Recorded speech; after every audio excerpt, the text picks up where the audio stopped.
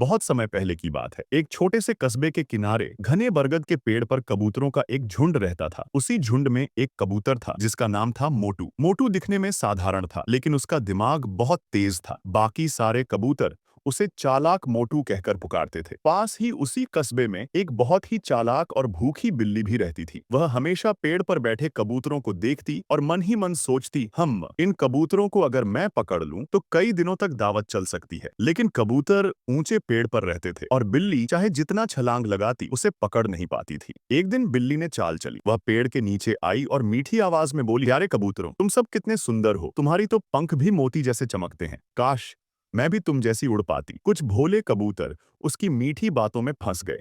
वे सोचने लगे, अरे ये बिल्ली तो बुरी नहीं लगती, शायद हमसे दोस्ती करना चाहती है। लेकिन मोटू कबूतर ने कहा, सावधान रहो दोस्तों, ये बिल्ली भूखी है, इसकी मीठी बातों पर मत जाओ, ये हमें पकड़कर खा जाएगी। बिल्ली ने मोटू की बात सुनी तो मन ही मन बोली, ये मोटू ही मेरा खेल बिगाड़ रहा है, इसे कैसे बेवकूफ बनाऊं, यही सोचना पड़ेगा।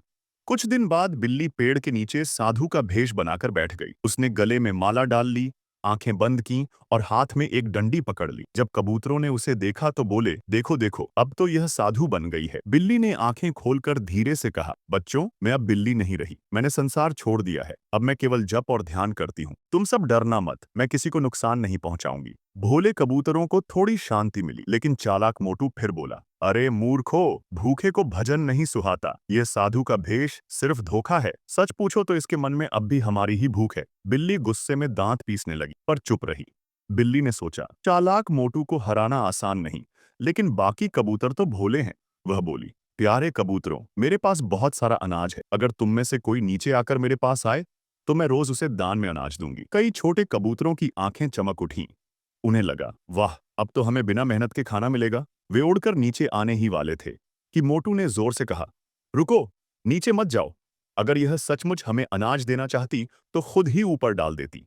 नीचे बुलाने का मतलब है कि हमें पकड़कर खा जाएगी। कबूतर रुक गए और बिल्ली की चाल फिर नाकाम हो गई। अब बिल्ली ने नई चाल चली। वह पेड़ के नीचे लेट गई और जोर जोर से कराहने लगी, हाय, मैं तो बीमार हो गई, कोई तो मुझे पानी पिला दो। अगर तुम मुझे पानी पिला दोगे तो भगवान तुम्हें लंबी उम्र दें। भोले कबूतरों को दया आ गई। वे सोचने लगे, बेचारी बिल्ली बीमार है, हमें इसकी मदद करनी चाहिए। लेकिन मोटू फिर बीच में बोला, अरे मूर्खो, अगर यह बीमार होती तो कराहने की जगह चुपचाप पड़ी रहती। यह नाटक है ताकि हम दया खाकर नीचे उतरें और यह हमें पकड़ ले। कबूतर फिर बच गए। कई दिनों तक बिल्ली बार बार कोशिश करती रही, लेकिन मोटू हर बार उसकी चाल पकड़ लेता। एक दिन बिल्ली ने गुस्से में सोचा, अब बहुत हो गया, अगर मैं इन सबको नहीं पकड़ सकी तो मैं भूखी मर जाऊंगी। उसने रात को योजना बनाई। अगली सुबह वह पेड़ पर चढ़ने लगी। धीरे धीरे टहनी टहनी पकड़कर ऊपर चढ़ गई। कबूतर डर गए। उन्होंने पहली बार बिल्ली को इतनी ऊंचाई पर आते देखा। सब घबराकर बोले, अब तो हम सब मारे जाएंगे। मोटू शांत रहा।